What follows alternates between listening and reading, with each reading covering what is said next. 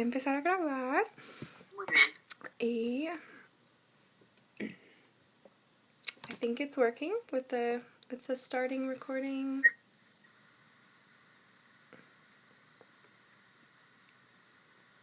Okay. Is it showing up on your end that it's recording? Yeah, I'm recording the call, so I guess you're good. Okay, great. Awesome. Okay, well, thank you so much, Maria, for your time. And, this will just be, I have some questions, but, there's not a right or wrong answer to anything. And then the idea is, like, if something is really interesting or if something comes to mind, I'd rather you share that than go directly to the questions. It's not really that important to answer all the questions. Yeah. And then a little bit about our project, I'm assuming, or not really. Okay. Okay, great. So, the project that Luis is leading is called Trauma-Informed Interpreting in Mental Health Services or Settings. And we call it TIMUS for short because that's a mouthful if we say the whole name all the time. And so, we're looking at different research questions, kind of looking at how does the interpreter affect communication, how do people respond to the interpreter, and then from that, since I am doing my master's thesis, I kind of came up with my own question to use. So I'm using the same project, but just analyzing the data kind of in a different way. So I'm looking at how trauma impacts language, and how interpreters interpret that. So that's I'll kind of start just asking you about what your experience has been like, and then we can get a little bit more into those questions. But yeah, so I think you've interpreted in mental health some. What has your background been with that, and what's your experience been like? With mental health, honestly, I don't have a lot of experience, but what I do that might be useful for you is I work a lot for the Child Advocacy Center. Okay. And so I work with parents and therapists and kids and therapists. Mm-hmm. So that would be, because then I work a lot for schools in educational settings and medical settings, but for not health care, at least, not mental health.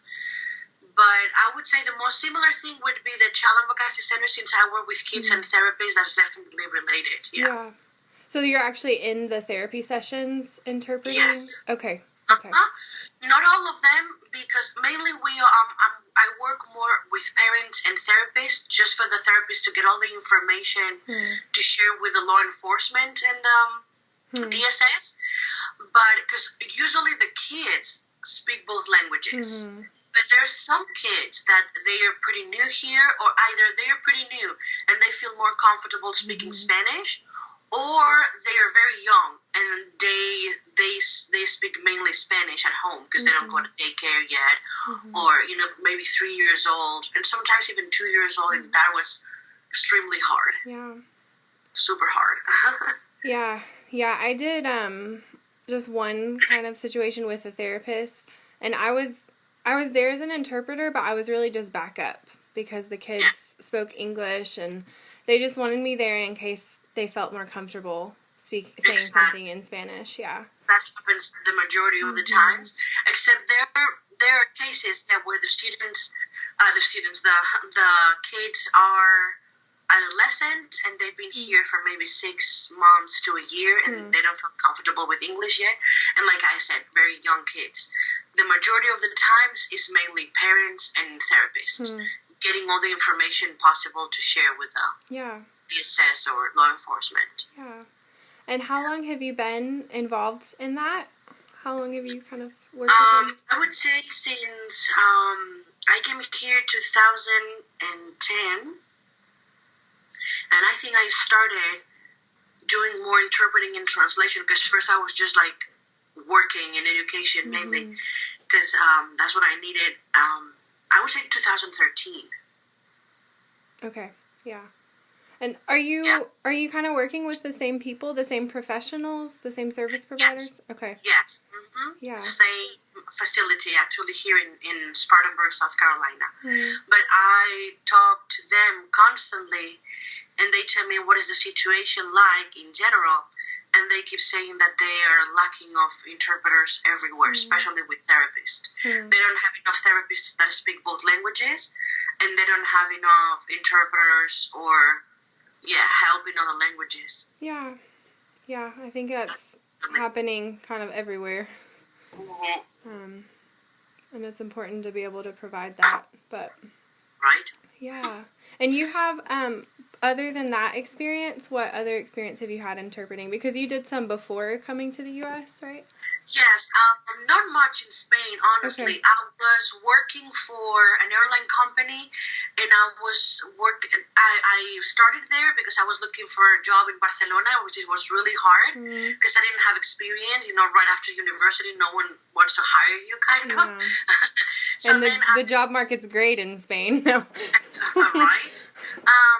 So thanks to having other languages like German and English, I started in Vueling. I don't know if you know the company, where the headquarters they were back then. They were in Barcelona. So I was working for the pilots department, which I had no idea about, but they needed someone that could speak English and other languages in Spanish and Catalan. So they hired me, and I learned a lot about the profession and what the pilots need. And it was more the documentation that the pilots need and updating all of that and talking to the pilots, which the majority of them didn't speak Spanish or not a lot. So they needed someone that could speak English. So I wasn't really interpreting. I was just communicating in different languages. And then I got a scholarship, a Fulbright scholarship that I applied for kind of very randomly, but I got it. That's when I came to the States and I started with education because I was like, I don't know what to do with my life. Yeah. And so that's the reason why, but I didn't do a lot of translation and interpreting in Spain because they are looking always for people with experience and I had no experience at all. So it was actually in the States when I started more to finally work on the translation and interpreting field because there was a huge demand and I could see that the people working, or at least in South Carolina, working in the field, they had no training at all or very little. So that's when I started to get a lot of different calls and opportunities, honestly. Yeah. That's great. Yeah. Yes. I'm glad you're able to use it. Finally I'm like, yes. I mean, there is a need. I did this for something, for a reason. Yeah, that's good. Yeah. I know. I'm like, I don't want to monopolize the interview, but I'm so torn because here there's more work in interpreting. But then I'm really connected in Spain and have a lot of friends there, and there you can study it academically, so I'm like, I don't know what's going to happen. That's the thing. Like, if you want to train yourself, don't stay here. But if you want to work, stay here. Because there is a lot to do. So it's like, But I think if you get a lot of experience here, in the future you will be able to get jobs in Europe, especially with translation and also interpreting. For social services and stuff like that. Yeah, no, that's great. Awesome. Well, thank you. So, I know you said you feel like you don't have a ton of experience in mental health interpreting, but you have some, and then you've kind of seen how it works. So even if it's not like direct knowledge, what would you say is like the easiest part of mental health interpreting or the hardest part? The easiest part for me, I think it has been the terminology, because more or less in the Child Advocacy Center, once you prepare the first sessions, let's say for some months, it's going to be more or less the same. Yeah. So that would be the easiest part, even though you always have surprises, obviously, because it's a conversation. So there are a lot of moments that you cannot control what's happening and where the conversation is going towards. But I would say the terminology is always more or less the same, so that's less complicated. And the hardest part is definitely to, como se dice en español, guardar la compostura. I cannot think about that in English right now. Keep your composure. Yeah. Yes, there you go. Yeah. Because it's extremely hard, all the cases that you hear, and all of them are related with kids, very young kids, and it just breaks your heart. So the psychological part of it for the interpreter, I wish there was more training, more workshops to help me after a session to not think about it. Because I have, at least for the first 24 hours, I have those conversations in my head, the way they happened, the kids' faces, even though I don't know them, probably I won't see them again. But for the following 24 hours, I have that in my head constantly. Yeah. What if it was my kid? What if it was my kid? What if I was there? What if if that had happened to me? You know what I mean? Dealing with all of that, that is one of the hardest parts. And also, working with kids. In the sessions that I had to work with kids, it was extremely hard because I had to not follow the code of ethics at some point, because the kid is not going to understand that two people are talking, saying the same, and talking in first person. You know, it's like, what? How you doing? What is this about? So I realized that I could not follow, like if he or she was an adult.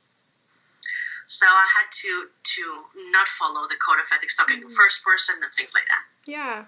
What else did you do? So you would kind of say, would you say he said this, or what did that kind of look like?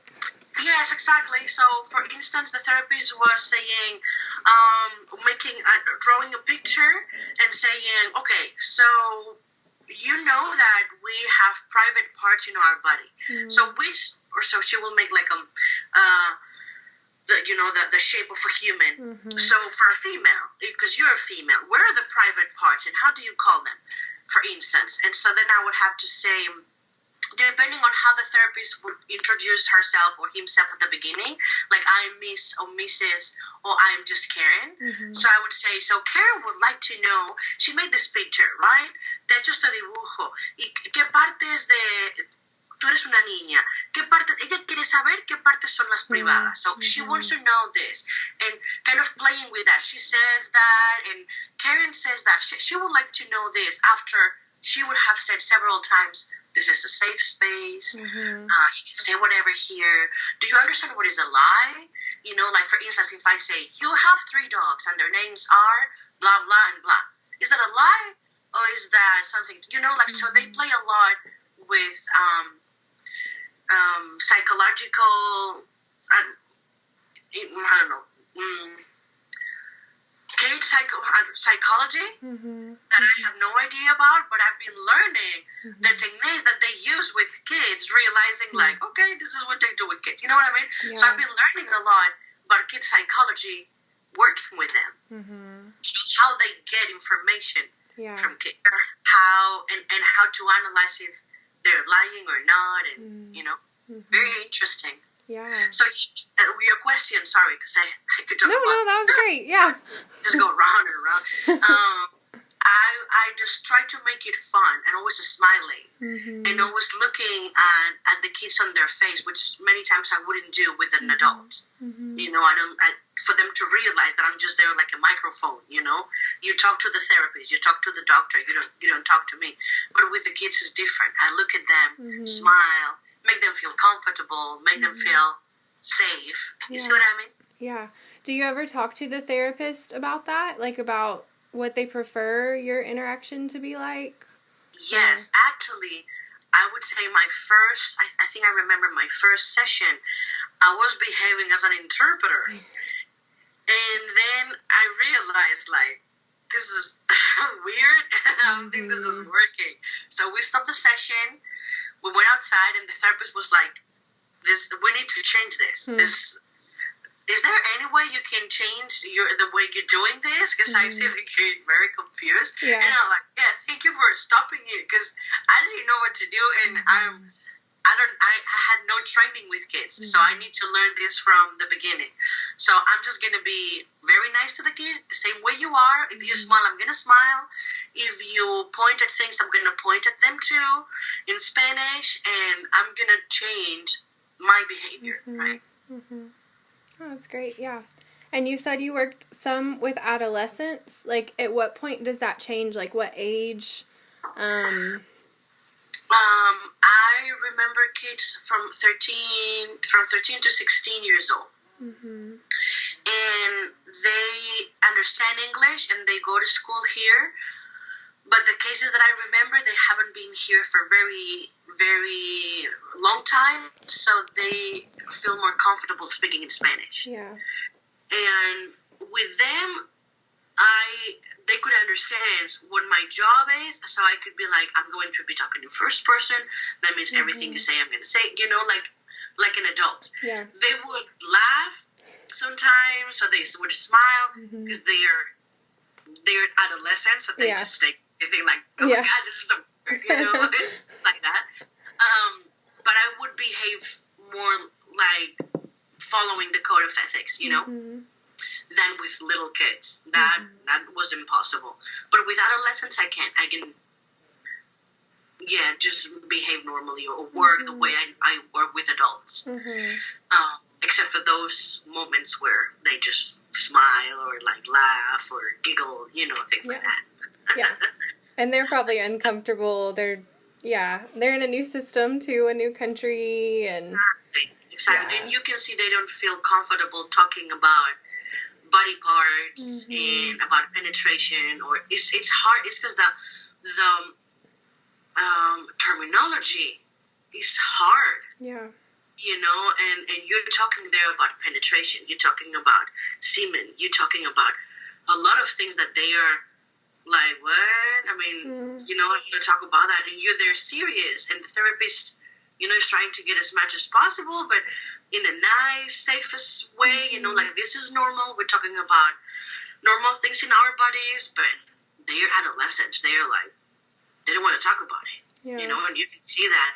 So it can become very, very uncomfortable, awkward, and you feel the tension in the atmosphere, like... Yeah, and you're just trying to stay calm and neutral. Like, this is normal. Yeah, no, I can see that.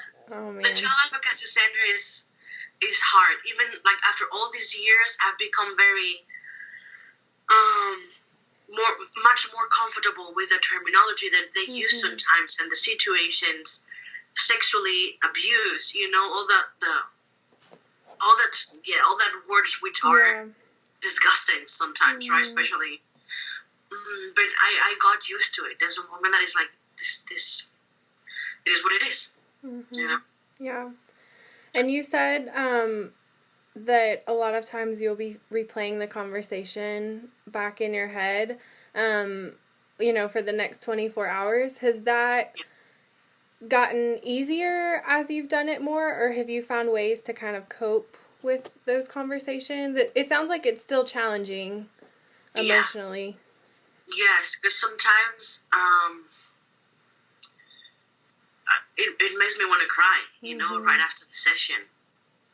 Especially, it doesn't matter, all of them are very sad, but when they're very, very young kids, it's just, how is this possible? That someone could do this to you. And like, if I had that person in front of me, I feel like I want to punch them in their face and really fight them, physically fight them. And verbally too, obviously. Yeah. I don't know how I cope with it. I cannot tell you the mechanism, but I know I have the conversation in my head, and especially the child's face, either, not just when we're talking specifically about that, it's just the face of that kid that I've seen smiling or drawing or asking. It's just that face is there with me, and kind of it's hard not to put yourself in that person's shoes. What would I do if I was you? how would I feel? How would I would overcome all of this? And now having a kid, I cannot imagine what it would be being a father or a mother and realizing that your kid has been abused mentally, physically, psychologically, or sexually. Because there's, the Child Advocacy Center is not just sexually, it's everything. Yeah. But the sexual part is, I would say, 90% of the times present. So having that there in your head, now being a mother, it's there with you. But again, I cannot tell you the mechanisms I use to forget about that. I think it's for the first 24 hours, more or less, and then I just continue with my life. Yeah. I have sometimes, since this is not a very big place, when there's like a fair or celebrations or something like that, I can tell you that I've seen some people sometimes that I've thought, I think I've seen this person at the Child Advocacy Center, but I'm not 100% sure anymore. Yeah. Like, my mind has erased them somehow, But it's like, I know sometimes I've been looking at them like, oh, I think I've seen this family before. Yeah. So with it being so hard, what keeps you going back and doing it? Like, what motivates you? That's a good question. I think there are several reasons. Professionally, I can practice, and it helps me to practice all the techniques and help me with taking notes and keeping concentrated. And also, it's such a beautiful profession because you know that you're helping people. They're in good hands. The thing is that even though what I hear is awful, I know they're in good hands, and there is someone that is going to pay for what they've done, or they're going to be, what is the word? I don't have it in Spanish. Investigated, So it makes me feel good somehow, like I'm helping, and they're in good hands. And the therapists, they're super professionals, and they're super, super nice with us. They understand our job, and I love that they respect me. And they always say thank you after every session, So they make me feel important. They make me feel I'm doing something good. So all those things keep me definitely super motivated, Yeah, that's good. Yeah, and you're helping them, so even though it's hard for you. Yes, and you're the bridge there. Thanks to part of my work, someone is being investigated, or the whole situation is going to be investigating, and they're going to see if it really happened or not happened, or what do we do now with this kid. They always try to find, because the Child Advocacy Center, at least here, is just the first step. Then after a couple of weeks with them, they decide if the kid or the parents should continue with a therapist somewhere else. Here is just for 2 or 3 weeks, maximum for a month. Okay. And then they will continue the therapist for months and maybe years somewhere else, right? So it's beautiful to see, the process. They're getting helped. And again, they respect me. And not in every job they respect you. In medical interpreting, I don't feel the same way. Yeah. But here, just specifically in the Child Advocacy Center, they do respect me a lot. And they say thank you every time. You see? So that's great. Yeah, no, that's great. Because they can't do anything without you. Obviously, in medical, they can't either. But I think... It's different. Yeah, and because they're trying to really get to know the person... That's kind of what I've heard from other people. Like, the goal is just very different.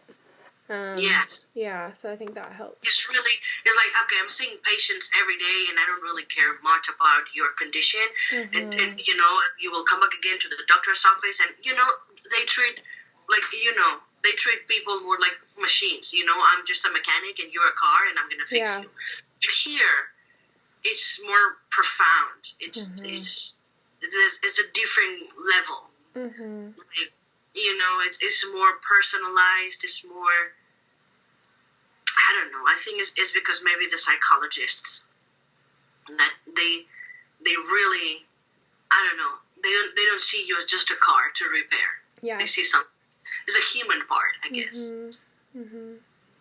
Yeah, I think that's the case for even English speakers too in those different systems. Like I don't need an interpreter to go to the doctor, but at times I felt like just rushed and not listened to. Another one. Yeah. That's good. Yeah. Awesome. So thinking of like and this may not apply as much to the younger children.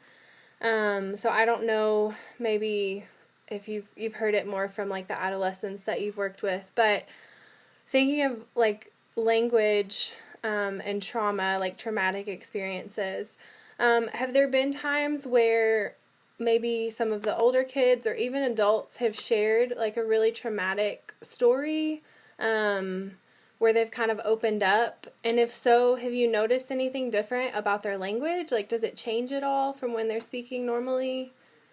Yes, with adolescents and even with adults, with the parents too, when we're talking about a specific things, how it happened, like I said, specifically sexually, physical abuse or sexual abuse, sometimes they use words that I don't even understand.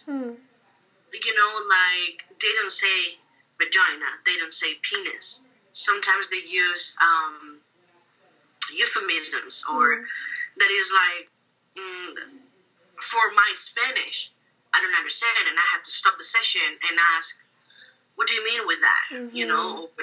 Because I don't know what they're saying. Yeah.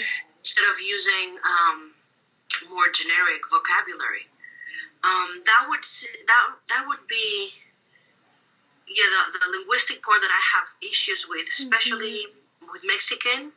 Sometimes I don't understand them, and I have to, or they start saying things, going over and over through the same thing, but they say, y ella dijo, y él dijo, pero ¿quién es ella? Es que hemos hablado tanto de la tía, de la prima, la que estaba amiga de la otra, que también estaba presente, and there's another person there, that it gets very confusing, and I see the therapist confused, but I say, and she said, no.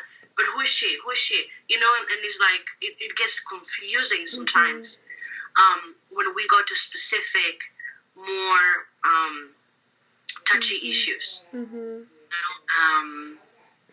Yes, it's confusing. Yeah. I don't know.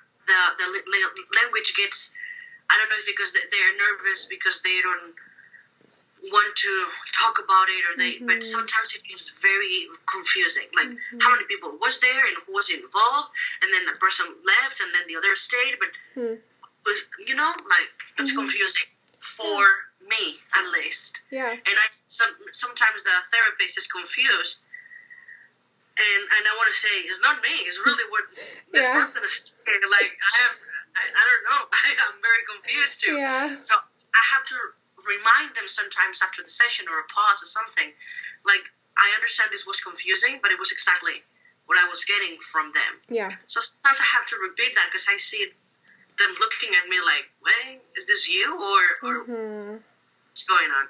Yeah.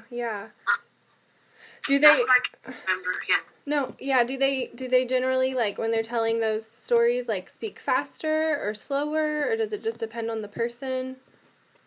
It depends on the person. I haven't seen really a pattern. Sorry, but I haven't seen. It depends on the person, cultural background. Unfortunately, I don't know if it has something to do or not, but the majority of the cases is people with a very low educational background, and that's why they don't talk with generic vocabulary, I guess. They just start using these euphemisms that I don't know what they are. Like, for instance, let me just give you an example. La cola. Yo la cola, I understand in Spanish the tail. So because of the what I picture in my head, it's a penis. Because it's like, I don't know, that's what comes to mind. Yeah. then for Mexican, I've realized that some people use that just for your butt. You know, so it's like, then it gets confusing because it's like, you know, it's not in the place that you're telling me. And so linguistically, I had to stop many sessions and really understand what are you trying to say, you know?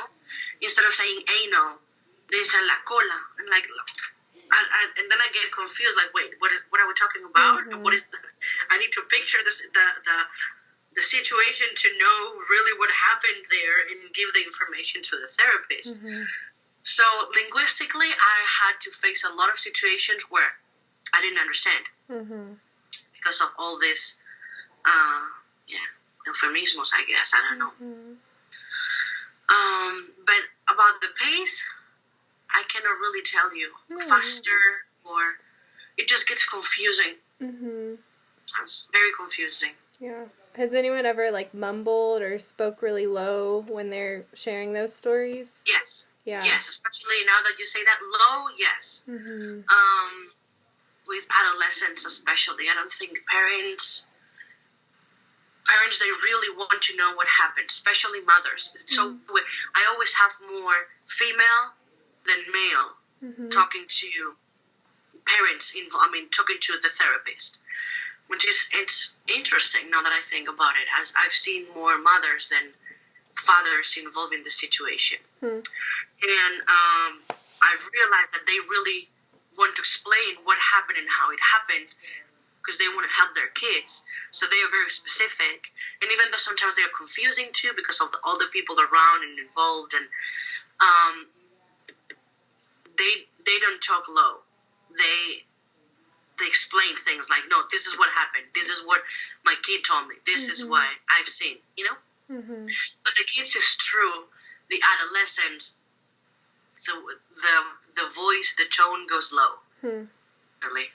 Yeah, and like it'll be kind of normal at the beginning, maybe, and then once they get into those deeper stories. Yes. Because the therapist always starts with school. Yeah. How it's going, and what's your favorite thing in school, or, you know, so it changes definitely. And how do you handle that? They look at me, excuse me. No, you're fine. They look at me more than the therapist. In general, or during those stories? In general too, but I would say when they're specifically talking about harder situations, moments or whatever, they look at me. A lot, yeah. Yeah. So has there been times where, because of that, like, you haven't been able to hear them or understand what they're saying? Yes, and I really have to look at them too and pay attention to really understand what they're trying to say. But sometimes I just say what I hear because I'm not understanding either. Like, they're mumbling, or not just mumbling, but again, it's confusing, the whole situation. But it's the therapist's job to say, like, okay, what do you mean with that, you know? And find out what are they trying to say or explain or stuff like that. Yeah, that's good. So, yeah, do you feel like you've learned ways to kind of be able to interpret those narratives well, just after practicing, and maybe you've done something that didn't work and you're like, well, I'm going to try this instead? Yeah, well, with the kids, that's what I did. Like, I realized that I couldn't just be an interpreter. I had to do something else and more use the human side, you know, and excuse me. Yeah, fine. I cannot remember, you know, since sometimes it gets very intense and sometimes we're there talking for hours, I tend to forget the whole session. You know, like, this is so much concentration involved that right after the session, I just get the main, what was this about and what happened, but I don't really know all the specifics. They're gone. I don't know why. They just disappeared from your mind.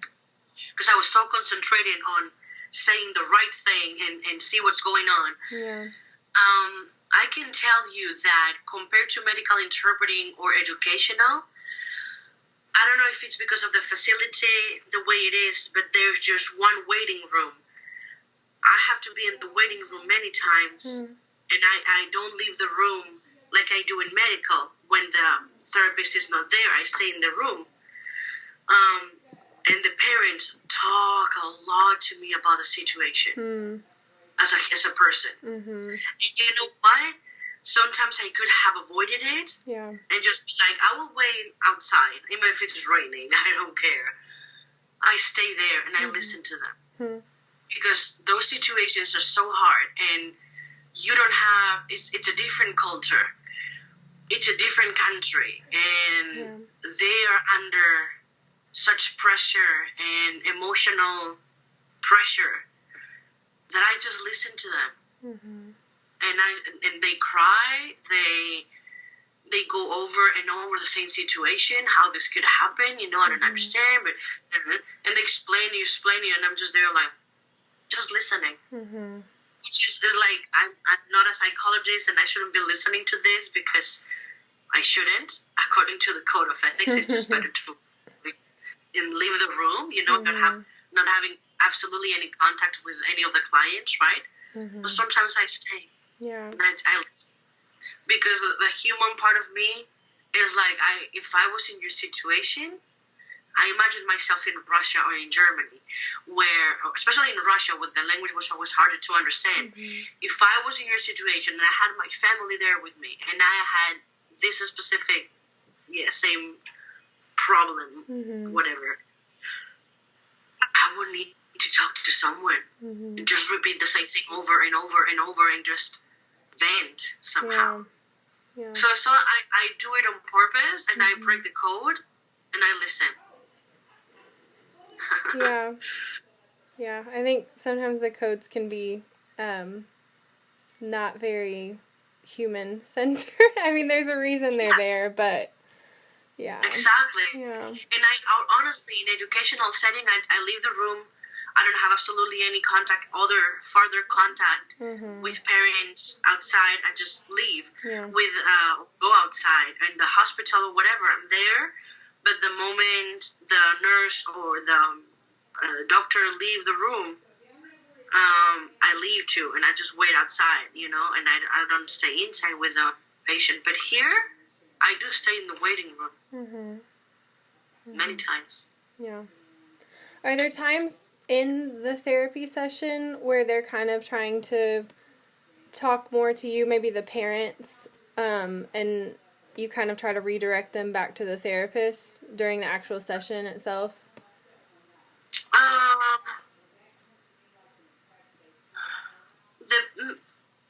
I would say the parents many times, even though I do my introduction and presentación, saying I don't know anyone here. I'm just trying to be your voice in English and their voice in Spanish. Blah blah blah. They still look at me and they talk to me until I don't look at them. But sometimes I have to look at them to really understand what they're saying, because you know that with Spanish, we speak the same language, but we have very different cultures. So I still have to look sometimes to understand really what they're trying to say it in English. So when I look at them, I realize they're looking at me all the time, and they talk to me. They don't talk to the therapist, they're talking to me. But then, if I don't need it, I just look, to the carpet on the floor and just try to make them realize, you shouldn't be talking to me. Somehow. Do the therapists ever try to get them to, look at the therapist, or? Therapists, they work very well. I think maybe they are used to it. They never look at me. They look at the patient, always. They never look at me. Which is great. It's like this is, you know how to work with me perfectly well. But I still have to look, especially at them. I look at them too, the therapist, sometimes, because in English I do have to see, and sometimes read lips, because depending on the accent, if it's a southern accent, sometimes very thick. I'm sorry. Exacto, como granada. I do have to look at their mouth, but they don't look at me, and I love that. It's like, let me study you so I can say whatever you're saying in Spanish. And I need to do the same a lot with the person speaking in Spanish, but I realize they look at me a lot. Yeah. You can't control them, you know? Yeah. There's nothing I can do. Like, don't look at me. No, especially it's so hard in the child advocacy centers. Everything is so touchy. You know, it's hard, and parents cry a lot, especially mothers. Like I say, the majority of the times is their mothers or grandmothers taking care of the kids, and they cry a lot. It's awful. It's hard. Yeah. It's very touchy, very very sentimental, very emotional. Have you ever lost it emotionally in a session? Almost, yeah. Many times that I've realized my voice kind of trembling, you know, and but then I breathe and I'm like, no, cry later. You know, don't cry now. I try to be professional. It hasn't happened to me to say I'm sorry, you know, or I cannot continue it. I need a break. Never. I continue, but I've realized at some point that my voice was kind of breaking. But then I breathe and I try to, just like I'm the interpreter, and then boom, I just stop. You know, somehow it's weird. Yeah. I always wonder, like, if you are really emotional in a session or you're struggling with that, if it makes it harder to keep interpreting and, like, yes, maybe even if the conversation kind of goes back to normal and it's not as emotional after that, like, if you're so distracted, it might, yeah. Sometimes I caught myself thinking about what they're explaining and, like, thinking about the whole situation instead of thinking of the interpretation, you know, like, thinking and I have been translating in my mind. I've caught myself really listening, you know, to the situation and like, no. Yeah. You know, stop, like, concentrate, definitely, because it's very emotional. Yeah. Well, that's great. Yeah, those are most of my questions. Is there, like, anything, as you've been thinking back on some of the sessions you've done, like, anything else that's come to mind that you want to share, or?